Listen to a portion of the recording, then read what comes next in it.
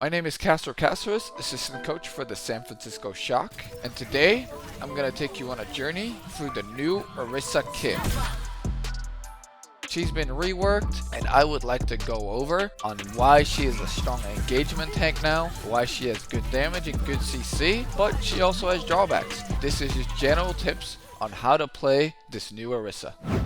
Alright, so let's start with her left click. It's very different from the old Orisa left click in the way that it now starts out as a very large projectile, and then as it travels, it gets smaller and smaller and also has damage fall off. Now it also has a new heat meter now. She doesn't have ammo, she has a heat meter, and if this charges up all the way, you will start overheating, which is definitely what you don't want.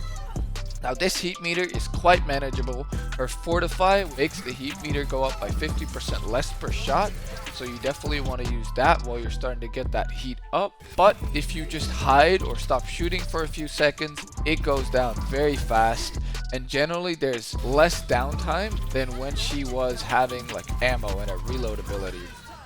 Now the second thing I want to talk about is her spin ability. It's a new ability which is supposed to replace her shield, and it makes the javelin that she has spin in front of her, blocking projectiles, and she gains a surge at forward movement speed. So while you're using this, you walk forward faster, and you also boop enemies backwards. Use it to push people into a wall. Push them all into a corner so your team can start doing damage.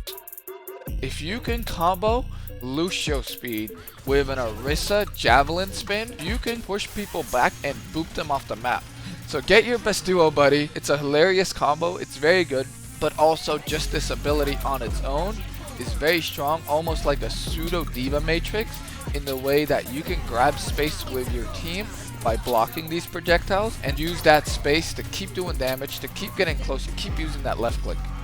Her next new ability I want to talk about is her spear ability. It creates a spear projectile which she tosses from behind her back, and she can toss it anywhere she wants, knocking back enemies, stunning them, and if you hit a wall, you'll do more damage and it'll stun for just a little bit longer. It's not a long stun, but it does disable abilities. And a big tip for this is to use your push ability to push people into walls, to push them anywhere you want, and then throwing your spear next to guarantee a hit. Then you can keep pushing, keep taking space with your team. So this ability is quite versatile. It definitely does quite a bit of damage, and the knockback on it is quite far. So you can get the hang of hitting it, but especially at longer ranges it's quite tough as it's a projectile. So comboing it with your push ability and then spearing is a surefire way to hit the enemy. Before we talk about her ultimate, I want to talk about Orisa Fortify. It remains quite similar, but there's two changes. She now makes her heat on her left click go up less quickly. It's 50% less, so it's quite good. Now also, not mentioned before, she gains a temporary amount of health. So when you're pushing, definitely use this, because for the duration of your Fortify, you gain that HP, you get just that extra boost you need to push into the enemy team, to get close to them, to then use your javelin spin and spear ability like we talked about earlier.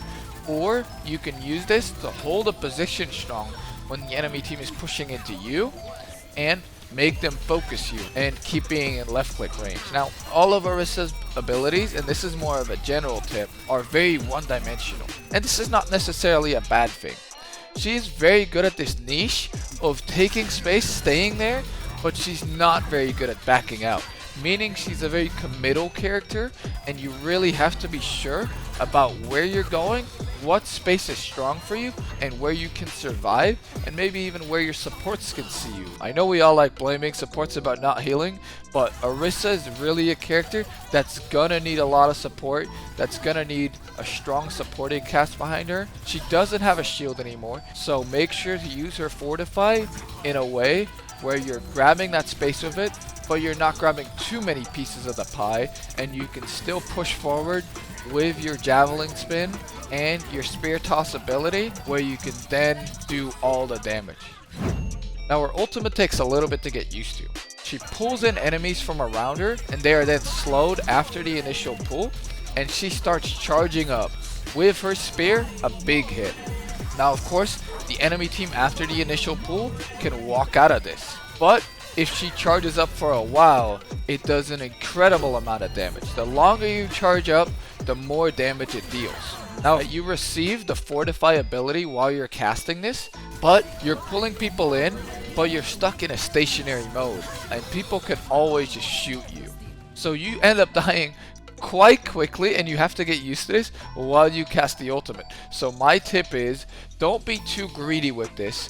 Use it mostly to pull people out of position and slow them down, and then do a medium amount of damage instead of charging it up for too long, taking too much damage, and ending up dying while using it. If you charge this for too long, yeah, it might create insane highlight clips, but if you leave yourself ulting too long, you will take too much damage and die. And if you whiff this, it'll leave you without resources, because the ideal combo is push people with your push ability, spear them, then pull them back in with your ultimate and slam down on them and kill them.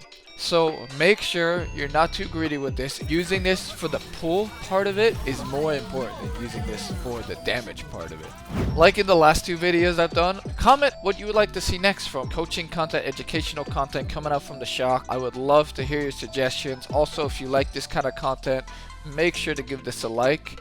And as always, thank you for watching, and thank you for supporting the Shock.